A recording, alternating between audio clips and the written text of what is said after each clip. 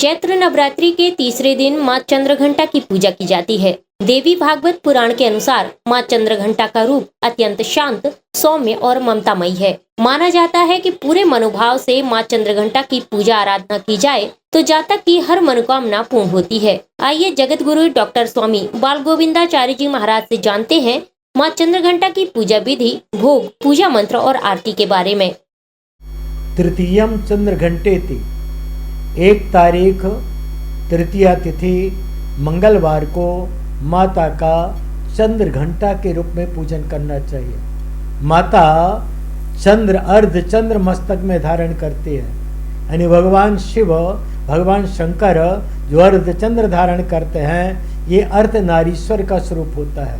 तो चंद्र घंटा चंद्रमा धारण करती है और असुरों को भय देने के लिए घंटा धारण करती है। इस प्रकार माता को विधिवत श्रृंगार करके चंद्र चांदी का चंद्रमा धारण कराएं और घंटा नाद करते हुए माता को समर्पित करें। विधिवत नैवेद्य प्रयत्न करें, अन्नादि का नैवेद्य ना हो। यदि अन्नादि का नैवेद्य हो तो कच्चा अन्न नहीं होना चाहिए, अर्थात चावल दाल का भोग नहीं लगाना चाहिए।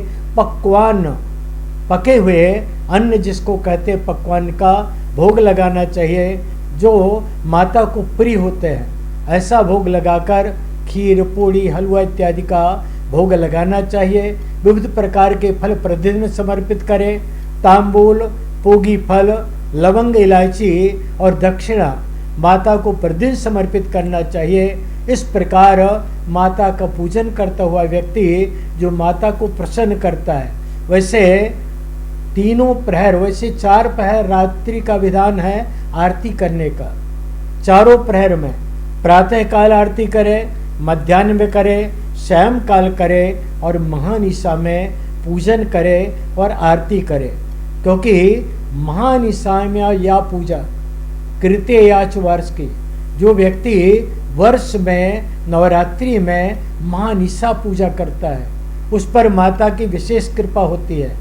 यद्यपि हम लोग महानिशा केवल अष्टमी तिथि को मनाते हैं, लेकिन पूरी नवरात्रि में 9 दिन यदि व्यक्ति महानिशा पूजा करता है तो माता की विशेष कृपा उसे प्राप्त होती है।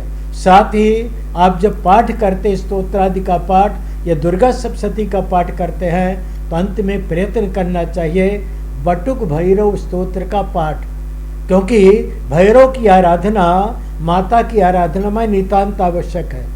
जब हम कुमारी का पूजन करते हैं तो बटुक पूजन भी करना चाहिए। वैसे बटुकत्रय पूजनम लिखा है, 3 बटुकों का पूजन करें, अन्यथा 1 बटुक का पूजन हमें अवश्य करना चाहिए।